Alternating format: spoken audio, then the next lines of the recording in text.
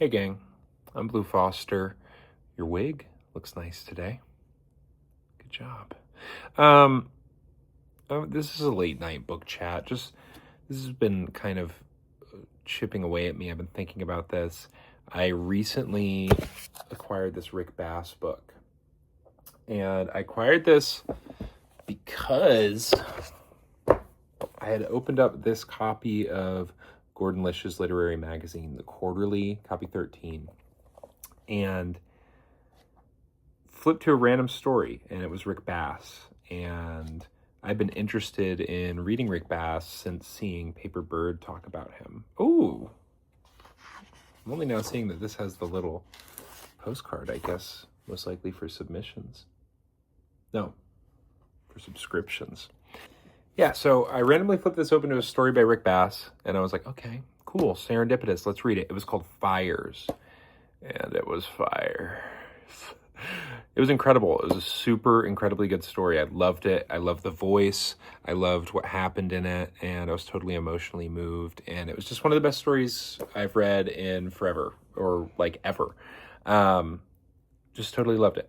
And I needed some more Rick Bass in my life, and so I decided to hop on eBay. I hopped on Pango, to be honest. I hopped on Pango Books first. Kind of the best place to get some shit, because some people will put stuff up they don't even know what they have for like $1. You'll find something awesome. Hopped on Pango first, saw one for $1. It was his first novel. Just wasn't really speaking to me as much as this, which I found on eBay. This is The Sky, the Stars, the Wilderness. This is 3 novellas. And this arrived today, and I just finished reading In the Year of Long Division by Don Raffel. Maybe I'll talk about that sometime. But I was looking for something else to read, and I saw a notification that this arrived, and so I thought, this is perfect. You know, what I'd wanted to do was make a list of the authors that have given me the most entertainment, and then dive deeper into one of them. And then this was kind of like double serendipitous, because that story had totally wowed me like a couple days ago, pretty much. And I've wanted to dive more into him, and so it was kind of a perfect answer to my prayer. So I read the first story, first novella. Let's see what it's called here. Something to do with a bear. Yeah, The Myths of Bears. And I loved it. It was great. It was not as good as Fires, but it was just wonderful. And Rick Bass just has this mix of beautiful nature writing and beautiful, pungent relationship writing in the two things that I've read by him so far. Riveting and moving and gorgeous, and his style is great and easy, sometimes almost talky, but there's like the sentence thing, and like, I mean, he's in the Quarterly, you know, you can tell he's a sentence guy. It was just wonderful. But what I want to talk about today is I want to connect two things. I want to connect that first novella, The Myths of Bears, or whatever, with a story from Bats Out of Hell by Barry Hannah, which I also read recently. It's a big, huge fucking story collection by Barry Hannah. And I want to talk about that novella in connection with the story Two Things Dimly Were Going at Each Other. That's the title, from Bats Out of Hell. So, first of all, there's a whole Gordon Lish connection before I talk about the connection that this video is about. Barry Hannah was edited by Lish for a while. His big collection, Airships, was Lished. There was like Captain Maximus. There was Ray. I love Ray. There was Hey Jack, I think.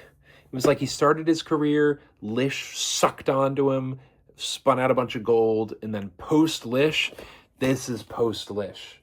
Lish had, if you don't know Gordon Lish, essentially, he was called Captain Fiction, and he was this editor with an iron fucking rule, and he would take these big, like, 400-page manuscripts from Barry Hannah, for example, and cut them down to 180 pages, or whatever. And he would rewrite, and he would change titles in stories that he was editing, and he was a in a big way responsible for Raymond Carver's minimalist style as it's conceptualized like today and at the time. You can look at pictures of like stories that he edited on the editing block with his pen and his marks and what he wrote and what he changed. I personally really love his touch, but he was cutting all of Barry Hanna's stuff to the quick. And I read Ray. It was great. I loved it. I loved that it was cut to the quick. But this is post Lish, and he just fucking let it all loose. Big, tiny little text, big fucking book, 400 pages, so many stories, and long stories here, like 40-page stories with small text. He was really cooking here, and just letting it all fly. Maybe a sort of post-Lish, like, just like vomitorium bacchanal, just stuffing his face, throwing up kind of deal. So yeah, we got the Lish connection on one side. We got the Lish connection with Rick Bass, who I found in Lish's Quarterly. Very cool.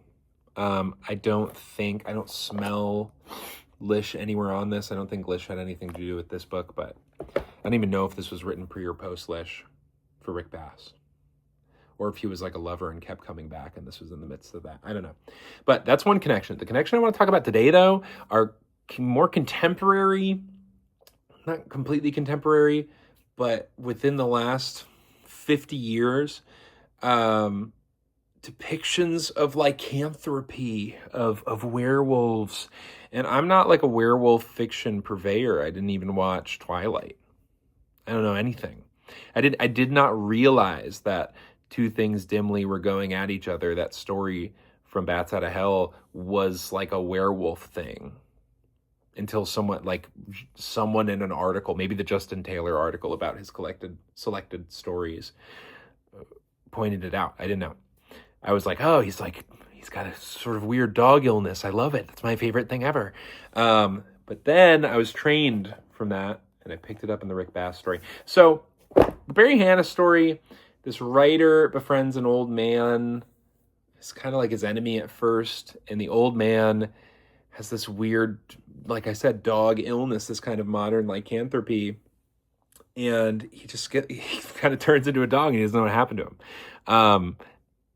And it's wild, it's wacky, it's a phantasmagoria like all of Barry Hanna's shit that I've read. Just beautiful, brilliant sentences. I mean, that's really the thing with Barry Hanna. The style is one of my favorite styles I've ever come across. Just brilliant syntax and sentences. Disturbing, which I love. Just brilliant, wonderful. There's some connection to William S. Burroughs in here, but I haven't read him, so I can't. I don't have barely any biographical information about him. Not my place to speak on it. Okay, so I'll stay out of it. Yeah, so that's the lycanthropy on that side, and then the Rick Bass story. This awesome parable, almost a fable. Of this couple. They are deep somewhere in the forest, probably Montana, because it's Rick Bass, and this woman is getting turned off by her partners. This guy is weird episodes where at night he's howling and he's whatever. And then that's when at night when he's sleeping, and at daytime he has these episodes where he'll just space out and talk about himself in the third person. She jumps out of a window, cuts herself. He's a trapper, and his name is Trapper. And he follows her blood marks. It turns into this big cat and mouse game where she needs him to be tracking her. Needs him to be tracking her for months. So long.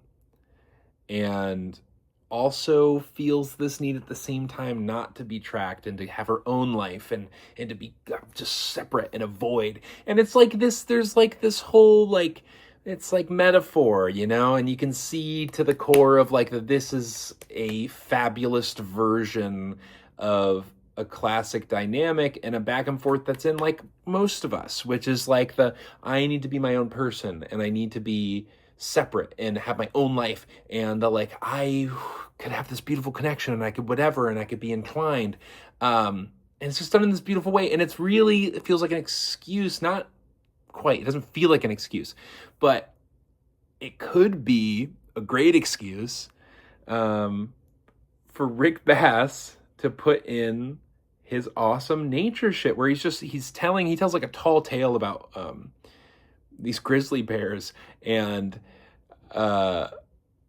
this guy who is the girl's uncle, maybe great uncle, I think just uncle, and his experience like trapping, fighting grizzly bears as he gets older.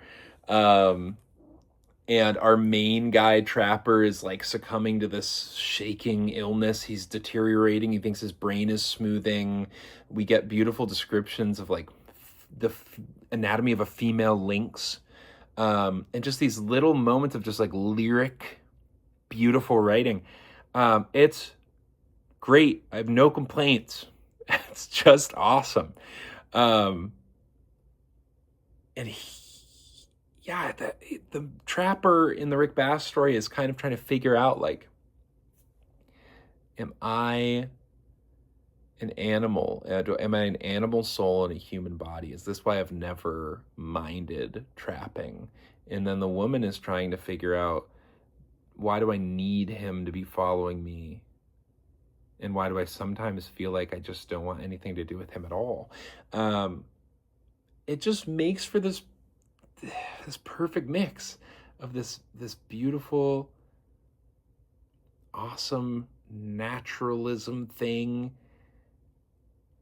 and this like fable of this crazy like relationship dynamic, like there's like real emotional stakes because Rick Bass is so close. He could totally just be a nature guy and be great at that, and that would be wonderful from what I've read. He could just be writing serious things about nature. And from what I know, he has. But that could be all he does. And that would be fine. He'd be a good writer. But it's the fact that he just like, he has these two sides, like this story, where he has the nature side, and then he just has this super, extremely human, emotional sense and heart, where it's like you just feel for these kind of pathetic characters, and it's emotional, and it's the best of both worlds, and it's awesome. And that's kind of in contrast to Barry Hannah, who he doesn't have this like dualism about him where he's got two sides. He's just kind of got this like this Barry Hannah-ness that's a big constellation, and it goes deep, and sometimes it goes deeper than other times, but it's always like this constellation of Barry Hannah-ness. Yeah. So, a Gordon Lish connected video about two versions of like a modern lycanthropy. Great. I totally recommend reading anything by Barry Hannah if you care about sentences.